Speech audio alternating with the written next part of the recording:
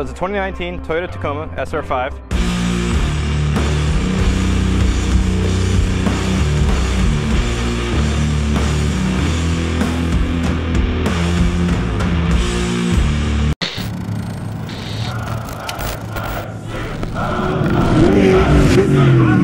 Hey, what's up everybody? It's your dude Black Cat here. We are still in Oregon. I got one more truck for you guys. James just did an episode on a pretty rad Ranger with Oscar.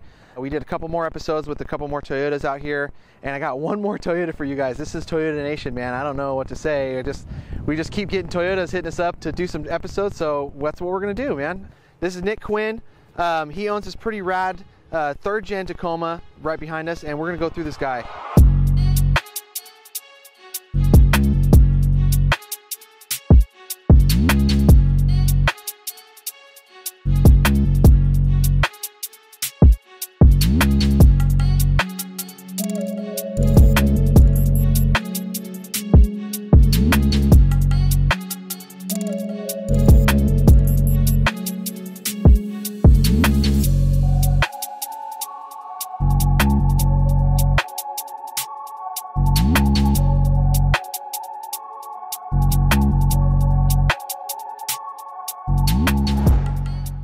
Nick, where are you from originally? So I'm up in Washington, actually. Okay. There's a city up there called Sammamish. It's like 30 minutes east of Seattle. So Gotcha. Came down here, 6.5 hour drive to come check it out and stuff like that. Wow, man. Well, thanks for coming out, dude. That's quite the drive. Not quite as far as we came, but from the opposite direction. So how do you like it up there in Washington? It's good. I mean, a little wet, and the drive's pretty long when we go on to KOH and stuff like that. So it'd be nicer to be a little closer to the desert scene, but. Oh yeah. Oh, so you guys come out to KOH? Yeah. We were out there last year or this last time and stuff like that. Right on. How'd you like that? It was good. Really dusty. Yes. You know, that was one for us, but other than that, it was good. Right on. Where'd you guys stay? Did you guys camp out there? Or? We camped out outside of Hammertown. There was a spot we'd found that was kind of a little more quiet and away from the dust and stuff, and we just camped out there. Okay, sick, dude. Well, right on, man. How long of a drive is that for you? I want to say it was like 20 hours or something. Wow, 21 man. hours, somewhere around there. Almost a full day of driving. Yeah. It was long. Were you guys out there the whole time? Yeah, we did like a 2-week trip. We hit up San Diego, went to Placer City, did some shock tuning out there. You know, Johnson Valley, kind of just looped around that whole area, explored. Okay, sick. Pismo Beach. Who did you do shock tuning with? Down South Motorsports. Oh, okay, sick. So right I on. went out there with Placer City and just ran the truck, and they shock tuned everything out there. Excellent. So they dialed you in. Yeah, just one trip, huh? Yep, a couple hours in the morning, and we got it pretty dialed. Heck yeah, dude. Right on. I like to see that. Right on. Well, okay, let's get started here, dude. So what's the year, make, and model of this thing? So it's a 2019 Toyota Tacoma SR5. Okay. Got the Dirt King 3.5-inch long travel kit on there, okay. And then spring under in the rear. It does good.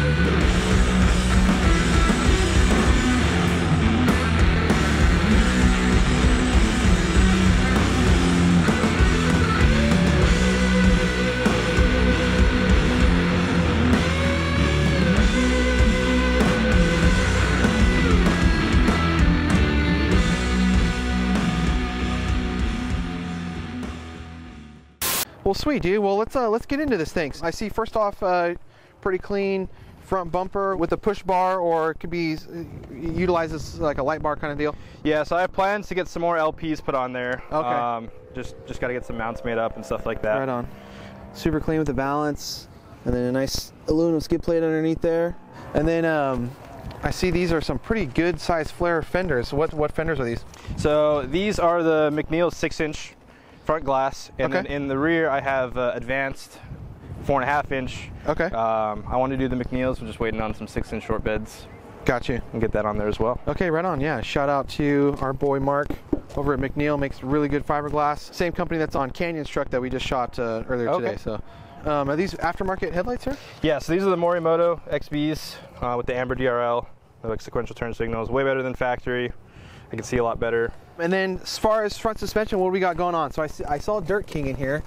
Yeah, so we have the 3.5-inch long travel kit, so it's new uppers, new lowers, gusseted the spindle, running Fox shocks, 2.5-inch coilover, 2.5 bypass, and then a 2.0 bump in there. So yeah, packaging's pretty tight with all that. Oh yeah, for sure, dude. I got all the goodies in here. So you got gussets on the upper control arms. Yep.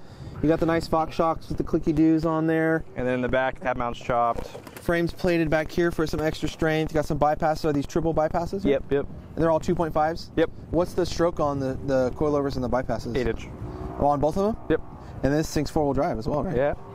Heck yeah, dude. Wanted to keep the 4-wheel just because, you know, we see snow and mud and stuff up in Washington, here. man. You guys get all 4 seasons up there. Wheel package, tire and wheel package. What do you got going on here? So I got Yokohama Geolanders. It's a 295 on a 17 Stealth Custom Series wheel. Very nice. I like the copper or the bronze. Yeah, the darker bronze. You plan on going to a bigger tire? Yeah, I would like to go, you know, for sure 35s. I'm going to see if I can stretch a 37. I know that I'm going to do some inner fender work and some cab mount work and tubbing and stuff like that, but we're gonna see if it'll take a 37 and not start chewing through gears and stuff like that. Yeah, I can foresee some 37s on this thing for sure. It'll fit. Yeah. Many people have done it before. You just got to cut. Yeah, you just got to do some cutting. No big deal. Do some cutting, maybe upgrade the steering rack. Yeah, that's on the list. Yeah, I was talking to Nick about this earlier. I have a good buddy that makes second-gen Tundra racks, and those are quintessential in these things if you want to run pretty much anything bigger than a 35. So yeah, the stock racks I would definitely put that on the list. Pretty large amount of light you got coming off the front of this thing. So what do we got here? I see some LP6s. Yeah, so I got 6 LP6s on there. We made like a fabricated bar, ties into the roof rack kind of bolts. Yep. And then we did 2 more nut search just to make sure it wasn't going to flex or pull itself out, because it is a good amount of weight up there. Yeah. But yeah, I just wanted to be able to see what I need to, especially at speed, and not worry about anything. You will definitely be able to see. Yeah, it's bright. Those bad guys. Shout out to our boys over at Baja Designs, the best lights in the industry, in my opinion. And you can't go wrong with LP6s or LP9s or really any of their lights, to be honest. I just have a 30-inch bar on the front of the Prerunner, and it's plenty for me. But this is just the sun on the front of this thing. It's bright, yeah. I have a lot of buddies who follow behind me when it's on, and they're always talking about how it's hey, bro, can you turn those down or something? Well, let's move on to the back. I see you got your shout out to your manufacturers here. Yeah. Dirt King, Fox, Deaver, Baja Designs, SCS, California Tint, Yokohama. Right on, dude. What's with the Australian flag? Good day, mate. I get Australian and I get UK a lot, but that's actually the Hawaiian state flag. Oh, it's the Hawaiian state so that's flag. where I was born originally. It's cool, man. Okay, cool, man. So you got a pretty basic bed cage setup back here. Is this a Dirt King piece as well? That's the Dirt King prefab bed cage. Just bolts right into the factory, kind of mounting holes for the bed that ties to the frame. And then we did some add-ons to that. We wanted more weight in the rear, so we kind of designed a tire carrier off of that, piggybacking off the bed cage. Yeah, so you have that unbolts too, so that's nice. So that way we can take it off, put a tailgate on if I need to use my bed for something. Heck yeah. But yeah, two spares. So you get a couple spares back here. And then 10 gallons of spare fuel. 10 gallons of spare fuel.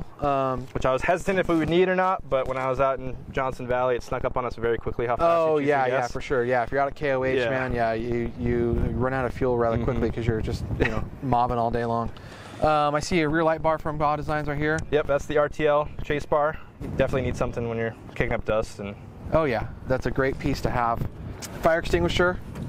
Always a must. Got your whips for the sand. Got your flags on there, right on.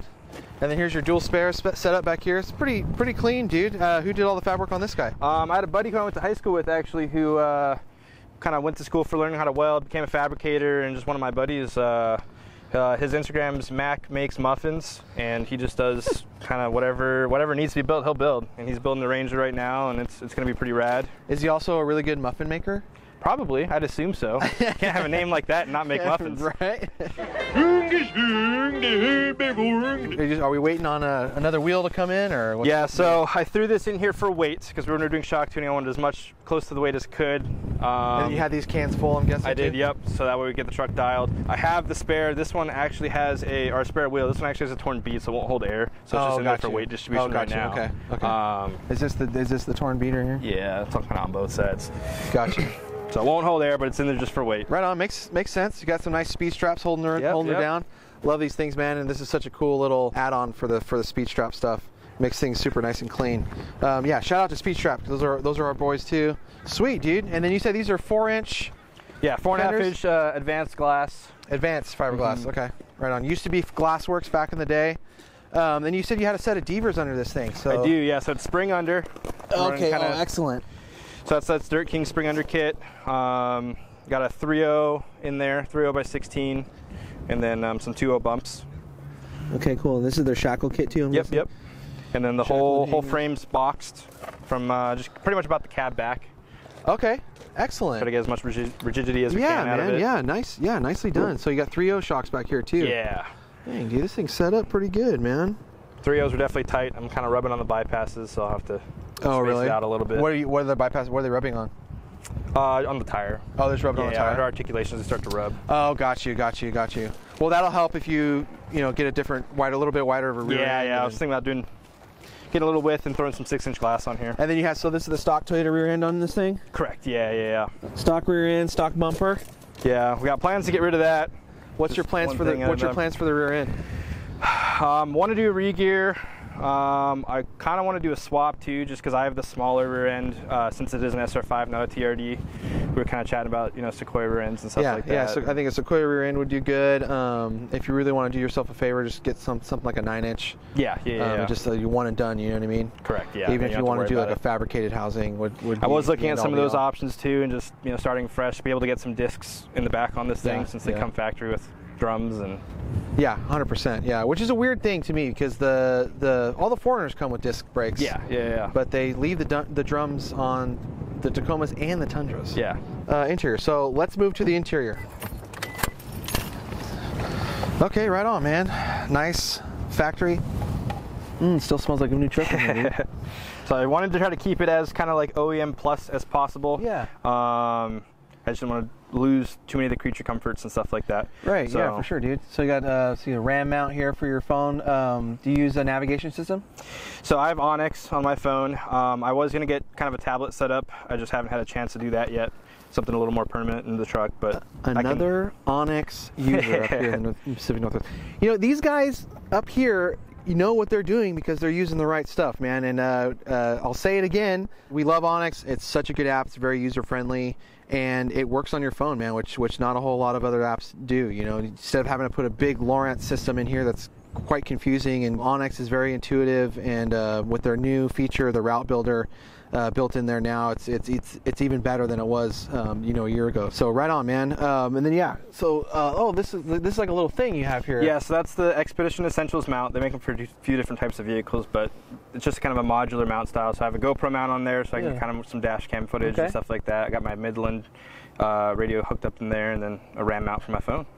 Right on, dude. Perfect. That way it holds everything secure. Nothing's bouncing around the cab. Yep. And it looks like nice and clean too. So even if you unbolted all this stuff, it doesn't really look like. No, it's not too invasive. Nothing like that. Yeah. Right on, man. Shout out to Heatwave. You got your Heatwave air freshener on there. Looks like the lights aren't very invasive either. That's pretty nice. No, and since they're the spots, I don't get as much hood glare as you would think, which is kind of surprising, especially since it's a pretty light color. Right. It's not too bad. It's noticeable, but you get used to it really quickly. Yeah. Okay. Right on, man. Yeah, especially out in KOH. I bet you were able to test that out with all the dust and everything. So you kept the factory seats in here for now, I'm guessing. Factory seats for now. Okay, yeah. Okay. Plan is probably some PRPs in here. I got the PRP harnesses already, and then that's hooked up to the Evil Manufacturing harness bar that they make. All right, right on. Ties into the B pillar, ties into the floor. Heck yeah, it does. This is an Evil Manufacturing. Yeah. Is this kind of like a universal bar, or is this specifically for the Tacoma? This one's for the Tacoma. Got you. Yeah, they came out with it fairly recently. I'd snagged it while I was down at KOH and threw it in there while I was down there and been meaning to get it powder coated and just haven't had a chance to pull it out. Yeah, whatever. I mean, it's not like it gets wet in here or anything. Just having too much fun using the truck. So right. Yeah. Like I said, it's full interior and stuff like that. I do have a Switch Pros over here. That way I can manage all my lights and stuff like that. Perfect. Have you thought about a pedal command or anything like that? I was thinking I was leaning more towards the route of a tune. There was some stuff I wanted to do under the hood possibly, and getting a regear and just a tune. I heard the pedal commander helps, but I think a tune would probably be a little further. Yeah, pedal commander helps. It basically makes the pedal more sensitive. Yeah. Essentially, which can be good or can be bad in some situations. But the cool thing is you can adjust it. So, but yeah, I think with this thing, a regear and maybe a tune.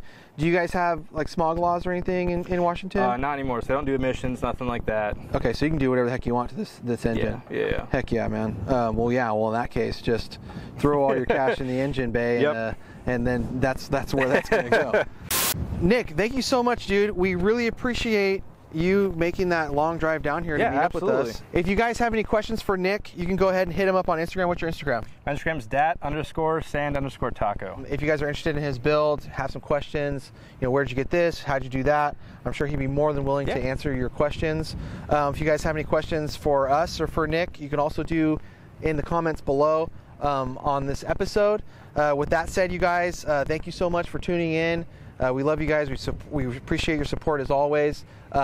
Comment, like, subscribe, all that good stuff. And I think that's pretty much it for us as far as Built to Destroy episodes up here in Oregon. We've had such a great time, and this event that we're at, UTV Takeover, is such a cool event for a lot of the UTV guys from all over the place that are coming up here. They're from California, they're from Oregon, they're from Washington, they're from Idaho, all over the place. Such a rad event, and we're really happy and glad to be a part of it and see the madness of this UTV market, man. We don't really get to witness a lot of this stuff because we're so busy with the trucks and stuff in the desert, but to come up here and see what a huge community of UTVs there is out there, and them all come together and have such a cool event like this has been really cool. And it's been even cooler that we've been able to find some really rad trucks to film for you guys, and anybody that's up here in the Pacific Northwest.